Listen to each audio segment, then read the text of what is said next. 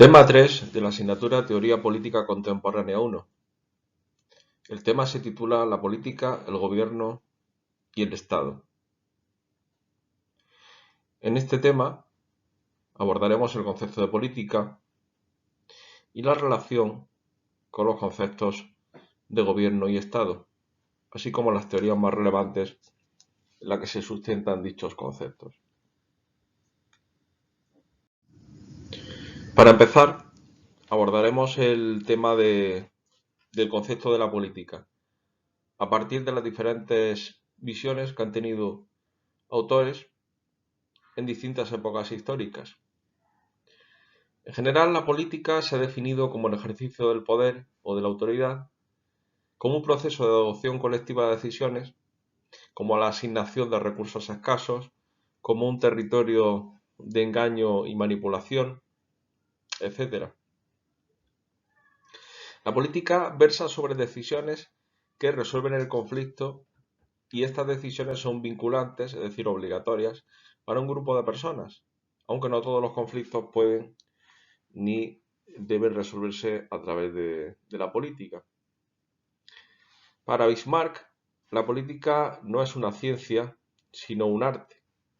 El arte del gobierno mediante la elaboración y aplicación de decisiones colectivas. El término política deriva de polis, en griego, que significa ciudad-estado. La sociedad ateniense, esta primera democracia, en un sistema rígidamente jerárquico que excluía de la vida política a la mayoría, es decir, excluía a mujeres, esclavos y extranjeros residentes. David Easton define la política como una asignación de valores dotada de autoridad. Esta definición es muy restrictiva, ya que según ella la política se reduce a las instituciones del Estado. Según esto, la mayoría de la gente de las instituciones y la mayor parte de las actividades sociales se considerarían ajenas a la política. Por su parte, Bernard Crick dice que la política es esa solución al problema del orden que prefiere la conciliación en lugar de la violencia y la coerción. Es decir, la política sería una vía, un recurso para solucionar los conflictos por medio de la conciliación, evitando la violencia, evitando la agresión. La política no es una solución utópica para Crick, sino solamente el reconocimiento de que si los seres humanos no pueden resolver los problemas mediante el compromiso y el debate, recurrirán entonces a la brutalidad. Esta definición de la política como compromiso y conciliación tiene un carácter marcadamente liberal. Y refleja una fe profunda en la razón humana y en la eficacia del debate y la discusión. Creencia que estima más importante el consenso que el conflicto. Maquiavelo es conocido por su elaboración de una doctrina realista acerca de la política que lleva a cabo en su obra El Príncipe, donde dice que la política debe entenderse a través del método científico, en términos estrictamente realistas, resaltando la forma en cómo los dirigentes políticos se valen de la astucia, la crueldad y la manipulación. Para llevar a cabo su doctrina, Maquiavelo observó a César Borgia. El adjetivo maquiavélico ha venido a ser sinónimo de comportamiento engañoso con el paso del tiempo y a los políticos se les ve como hipócritas deseosos de poder. Algunos autores piensan que la política debe ser una actividad estrictamente limitada, mientras que otros tienen una visión más favorable de la política. Esta tradición más favorable arranca de Aristóteles y llega hasta Hannah Arendt, visión positiva que se da también en John Stuart Mill. Liberales y socialistas tienen una visión diferente de la vida privada y por lo tanto también de la política. Hegel ve al Estado como un ámbito de altruismo, mientras que considera que la sociedad civil está dominada por el egoísmo. Para Hegel hay tres momentos de la existencia social: la familia, la sociedad civil y el Estado. La familia se asociaría, según él, con el altruismo particular, la sociedad civil con la esfera de egoísmo universal y el Estado con el altruismo universal. Por lo tanto, Hegel aporta una opinión positiva de la familia y el Estado y negativa relacionada con el egoísmo de la sociedad civil. Por su parte, Adrian Lethwich, en What is Politics, dice que la política está en el corazón de toda actividad social, colectiva, formal e informal, pública y privada, en todos los grupos, instituciones y sociedades humanas. Carl Smith dice que la política refleja una realidad inmutable de la existencia humana, la distinción entre amigo y enemigo, y que la política surge precisamente para la asignación de recursos escasos, que es la definición que se suele dar también de la economía, la asignación de recursos escasos. Clausewitz dice que la guerra no es más que la continuación de la política por otros medios. La política es poder, la capacidad para conseguir un objetivo deseado por los medios que se desea. Marx emplea el término política en un sentido convencional para referirse al aparato del Estado. Ve al poder político como el poder organizado de una clase para oprimir a otra. Por tanto, la visión que Marx aporta acerca del concepto de política es una visión negativa. La política sería un aparato manipulador para la opresión de una clase por otra. En este caso, la opresión de la clase burguesa hacia la clase trabajadora. Marx no cree, además, que la política sea un rasgo inevitable de la sociedad y aspira a una situación en la que la política acabe. Piensa que esto sucederá una vez que se produzca esa sociedad sin clases que él postula en su obra política, para la que es necesario previamente la dictadura del proletariado. Por su parte, las feministas decimonónicas, las feministas del siglo XIX, aceptaron una concepción esencialmente liberal de la política como asuntos públicos y se centraron sobre todo en la campaña por el sufragio femenino. Por lo tanto, las feministas decimonónicas luchaban y se centraban fundamentalmente por el derecho de la mujer a votar. Las feministas radicales intentarán posteriormente ampliar los límites de lo político, defendiendo que las mujeres han estado tradicionalmente confinadas a una asistencia privada. El poder se puede definir como la capacidad de obtener obediencia de otros.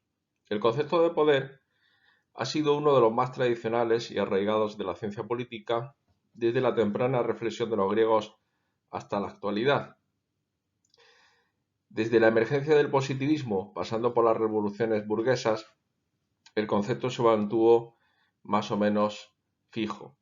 Con la emergencia del marxismo, de las ideologías modernas y de las escuelas críticas, es cuando se persigue su racionalización y redireccionamiento, sin cuestionar la esencia de su significado.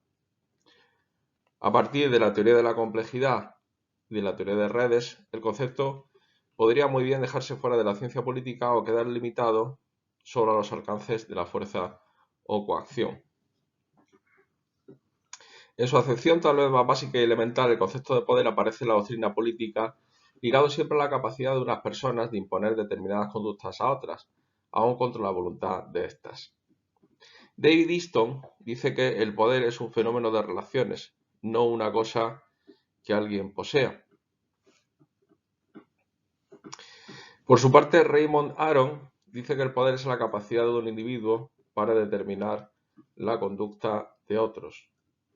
Harold Laswell y Abraham Kaplan dicen que el poder es la participación en la toma de decisiones. La adopción de decisiones constituye así un proceso interpersonal y el poder representa esa relación interpersonal. Hannah Arendt considera que en sentido estricto el poder solamente puede ser realmente efectivo si incluye el consentimiento de los gobernados. Y Michel Foucault dice que en vez de preocuparnos por qué es el poder, tendríamos que preguntarnos más bien cómo se ejerce ese poder, mediante qué tecnologías y qué procedimientos se lleva a cabo y qué consecuencias y efectos se derivan de ello. El concepto central en la teoría feminista de la política sexual es el concepto de patriarcado. Se resalta la importancia política del género para referirse a las diferencias entre hombres y mujeres impuestas socialmente. El género es una construcción social para el feminismo basada en estereotipos. Las primeras ideas feministas procedían del liberalismo y reflejaban el interés por el individualismo y la igualdad formal. El feminismo socialista ha hecho hincapié, por su parte, en las relaciones entre la subordinación femenina y el modo capitalista de producción. Las feministas radicales consideran que las divisiones de género son las brechas más importantes y políticamente significativas de la sociedad. Y después las feministas postmodernas llegaron incluso a cuestionar si el concepto mujer es una categoría con algún significado, mientras que otras sostienen que se han distanciado de una sociedad que es cada vez más posfeminista. Vamos a ver entonces algunas de las autoras fundamentales del feminismo y las diferentes fases u olas que ha tenido este hasta llegar a lo que se ha llamado la cuarta ola. En primer lugar, Mary Wollstonecraft sostiene que las mujeres deben tener los mismos derechos y privilegios que los hombres por el hecho de que son seres humanos, y estableció lo que debe ser el núcleo principal del feminismo liberal. Simone de Beauvoir, esposa de Jean-Paul Sartre, ayudó a replantear el asunto de la política de género y anunció algunos de los temas que más tarde han elaborado el feminismo radical. Kate Millett, también dentro de la corriente del feminismo radical, considera que el patriarcado es una constante social que aparece en todas las estructuras políticas, sociales y económicas. Reclama un aumento de conciencia como medio de rebelarse y aboga por la sustitución de la familia convencional. En cuanto a las diferentes fases del feminismo, se establecen 4 olas.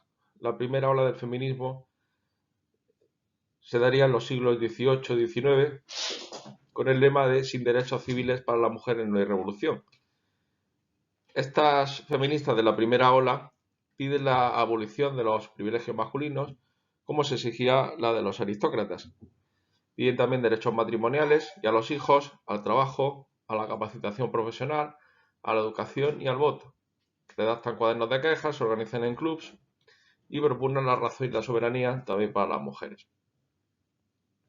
La segunda ola del feminismo tiene lugar en la segunda mitad del siglo XIX y primer tercio del siglo XX, con el lema de sin derechos políticos para las mujeres no hay paz ni democracia. En este caso piden el sufragio universal, la educación superior, el acceso a las profesiones y a cargos de todo tipo, las condiciones igualdad también de las condiciones laborales y los derechos y deberes matrimoniales equiparables a los varones. La tercera ola del feminismo tiene lugar durante la segunda mitad del siglo XX y comienzos del siglo XXI, con el lema sin derechos sociales para las mujeres no hay derechos humanos ni justicia. Lo que hacen es afianzar el pensamiento feminista a partir del análisis y descripción del patriarcado y de las desigualdades y discriminaciones del género. Se acuñan términos, se describen injusticias como las impuestas por las culturas y no por la naturaleza, y se sigue el sistema de sexo-género, así como se sigue haciendo hincapié en el concepto de patriarcado. Se ha hablado de si nos encontramos entrando en la cuarta ola, que estaría caracterizada por el transfeminismo, la teoría queer, el movimiento Femen, las activistas en las redes y en países sin tradición feminista y los scratches. Gobernar es regir o ejercer control sobre otros. El gobierno puede considerarse como un conjunto de instituciones permanentes cuya función es mantener el orden público y realizar acciones colectivas. La mayoría de la gente acepta que el gobierno es necesario, aunque pueden estar en desacuerdo acerca de su organización y de la función que debe cumplir. Hay una escuela concreta de pensamiento que sostiene que el gobierno es innecesario, que es el anarquismo. Hobbes dice en su obra El Leviatán que los seres humanos racionales deben respetar y obedecer a su gobierno, porque sin él la sociedad se hundiría en una guerra civil de todos contra todos. Describió Hobbes la vida en el estado de naturaleza como solitaria, pobre, sucia, brutal y breve. Los seres humanos son esencialmente egoístas, que solo buscan el poder, y que, si no se les coarta mediante la ley, tratarán de alcanzar sus propios intereses a expensas de los otros seres humanos. Santo Tomás de Aquino considera al Estado como la comunidad perfecta y afirma que el efecto propio de la ley es hacer mejores a los súbditos. El punto de vista benéfico del gobierno se ha mantenido vivo en la política contemporánea gracias a la tradición socialdemócrata.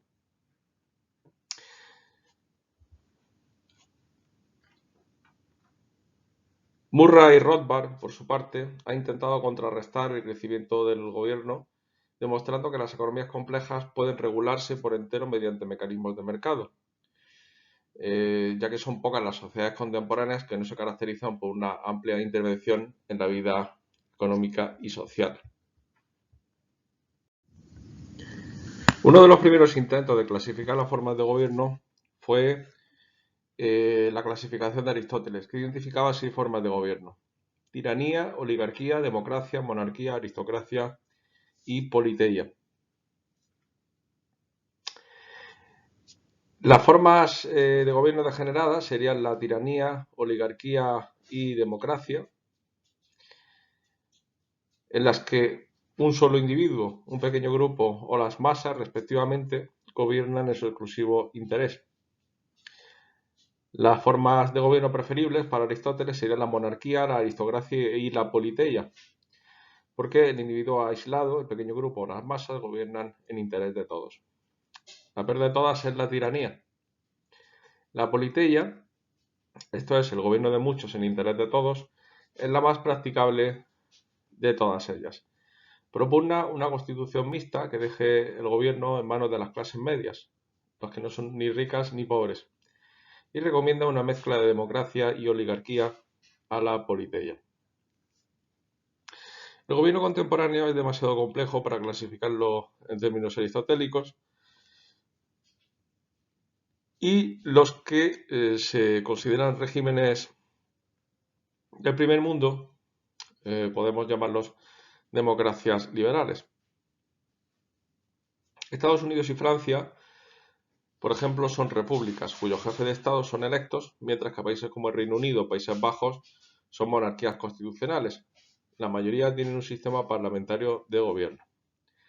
Los Estados Unidos son el ejemplo clásico del sistema presidencial, basado en una separación estricta de poderes entre el legislativo y el ejecutivo.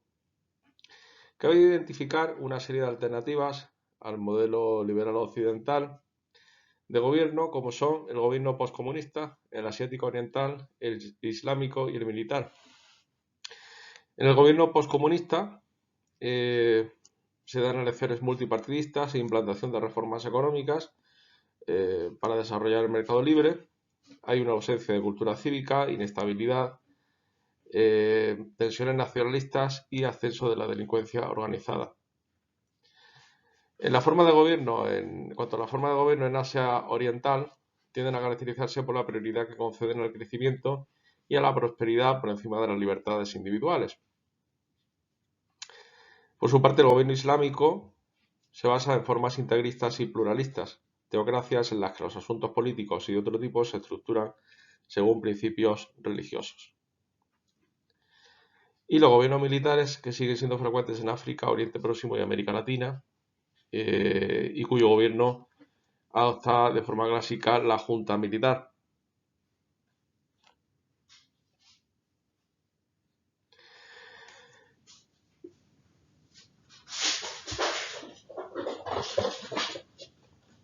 La noción de política como sistema es una noción relativamente nueva, ya que apareció a partir de 1950, a partir del desarrollo de la teoría de sistemas y a su aplicación en obras como el sistema social de Talcott Parsons. Un sistema es un conjunto organizado y complejo, con partes interrelacionadas e interdependientes que forman un ente colectivo. Un sistema político trasciende las instituciones mismas de gobierno y abarca todos aquellos procesos, relaciones e instituciones mediante los que el gobierno se vincula a los gobernados. David Easton pone de relieve la importancia de todos aquellos procesos que intervienen en la adopción de decisiones vinculantes. Un sistema político, para David Easton, consiste en una relación entre insumos y productos. Los insumos son demandas y apoyos. Los productos, que son las decisiones y acciones del gobierno, generan retroalimentación, que a su vez conformará posteriores demandas y apoyos. El sistema político es así un proceso dinámico en el que solo se alcanza la estabilidad si los productos guardan alguna relación con los insumos. Si la producción de políticas públicas no satisface las demandas populares, estas irán en aumento hasta el momento en el que se dé una quiebra sistemática. En el lenguaje cotidiano, el Estado se confunde a menudo con el gobierno, y los dos términos suelen usarse indistintamente. El Estado, en su forma contemporánea, no surgió hasta el siglo XV aproximadamente, y el gobierno es parte del Estado, y en algunos aspectos su parte más importante, pero solamente un elemento dentro de una entidad mucho más grande y poderosa. Objeto de controversia y de debate ideológico ha sido, en primer lugar, el desacuerdo acerca de la naturaleza del poder del Estado y de los intereses que representa, y en segundo, las diferencias profundas acerca de la verdadera función o cometido del Estado.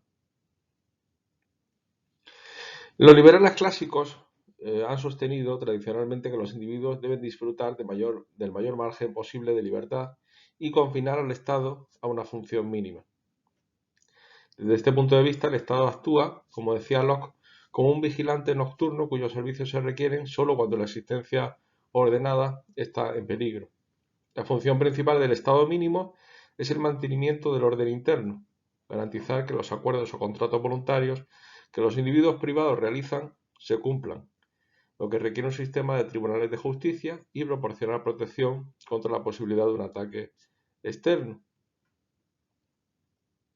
A partir de 1980, a partir del inicio de la globalización, se ha iniciado una tendencia mundial a minimizar el Estado o reducir sus competencias.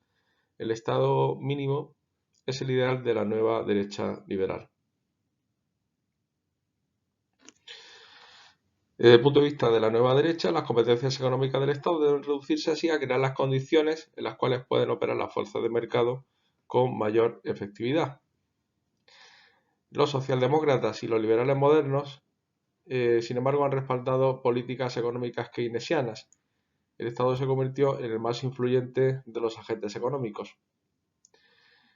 Posterior a 1945, al terminar la Segunda Guerra Mundial, surgen las economías mixtas, donde el Estado controla directamente ciertas industrias y tiene una influencia indirecta sobre el conjunto de la economía.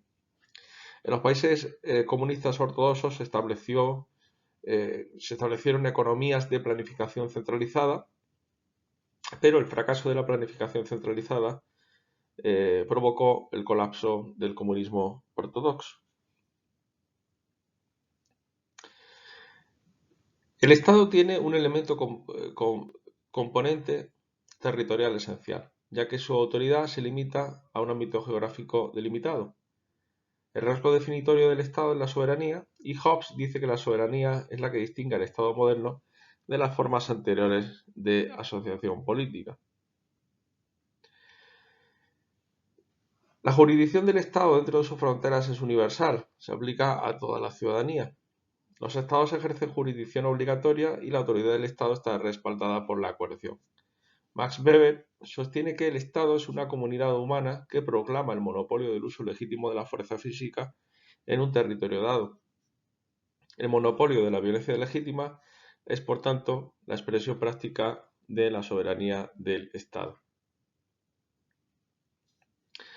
Así podemos ver el gobierno como una mera parte del Estado, y el Estado como una entidad continua y permanente, mientras que el gobierno es temporal.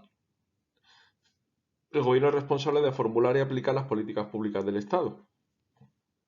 Se supone que el Estado refleja los intereses permanentes de la sociedad, mientras que el gobierno está inevitablemente influido por las simpatías partidistas o preferencias ideológicas de los partidos políticos que se encuentran en el poder. En las concepciones políticas sobre el Estado, la teoría predominante ha sido siempre la teoría liberal del Estado, con autores como Hobbes y Locke, por ejemplo, que sostienen que el Estado surgió de un acuerdo voluntario o contrato social entre individuos que reconocen únicamente el establecimiento de un poder soberano para salvaguardarse de la inseguridad, el desorden y la brutalidad del estado de naturaleza. En la teoría liberal, el Estado es un árbitro neutral entre grupos e individuos que compiten en la sociedad, actuando en interés de todos y representando lo que se llama el bien común. En la teoría pluralista del Estado, el poder político está diseminado entre una amplia variedad de grupos sociales antes que una élite o clase dominante. Los pluralistas creen que entre los grupos de intereses organizados se da una forma cierta de igualdad, por cuanto cada uno de ellos consigue cierto grado de acceso al gobierno y el gobierno está dispuesto a escucharlos a todos con imparcialidad. Dentro de estos pluralistas están los neopluralistas, que suelen argumentar que es imposible representar todos los intereses como igualmente poderosos, ya que en una economía capitalista las empresas tienen ventajas que los otros grupos no pueden igualar. Por lo tanto, los neopluralistas admiten que una democracia liberal es una poliarquía deformada, en la que la empresa ejerce por lo general una influencia preeminente, sobre todo en aspectos económicos.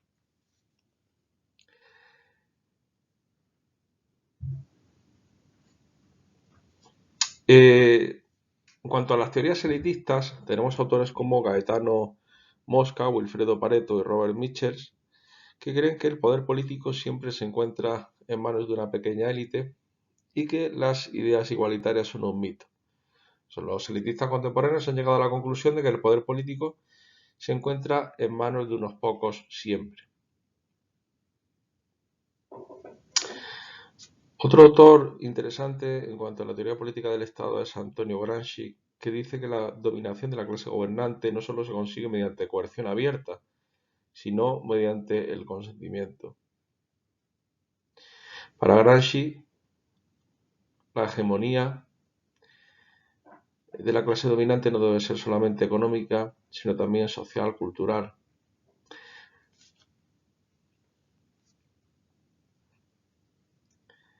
Pero la condena más radical al poder del Estado es la que llevan a cabo los anarquistas, que creen que el Estado y todas las formas de autoridad política son malas e innecesarias. Consideran al Estado, por lo tanto, como una forma concentrada de opresión. Así, Bakunin dice que el Estado es la negación más flagrante, cínica y completa de la humanidad. O Murray Rothbard, quien rechaza sin más el Estado como una banda criminal que no tiene derecho alguno a ejercer autoridad sobre el individuo. El marxismo, a partir de su concepción materialista, ha puesto de manifiesto la importancia de la vida económica y de las condiciones de las que produce la gente y se reproducen los medios de subsistencia.